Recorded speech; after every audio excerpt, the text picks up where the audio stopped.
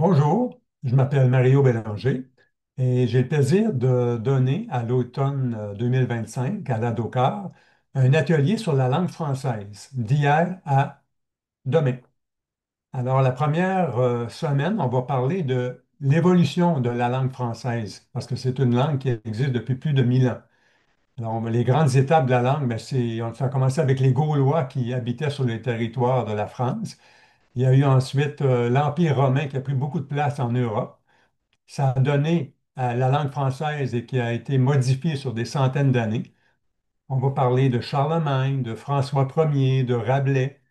On va parler aussi du français qui est devenu une langue très prestigieuse en Europe et en Afrique durant la Renaissance. Et bien sûr, ça va aller jusqu'à l'époque actuelle où la langue anglaise prend beaucoup de place, autant dans le monde que dans la langue française.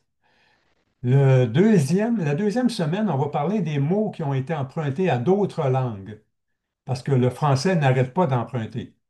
Je donne des exemples. Par exemple, le mot bijou, c'est un mot qui vient du gaulois.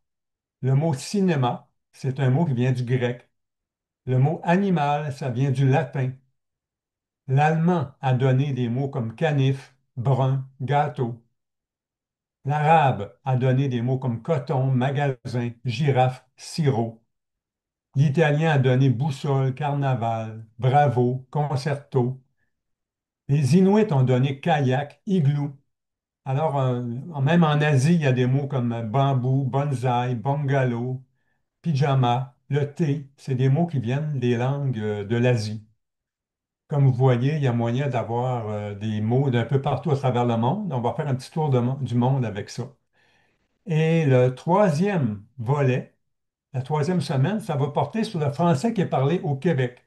Alors, j'ai déjà fait un petit livre là-dessus il y a une vingtaine d'années et ça va nous permettre de faire un résumé de tout ça.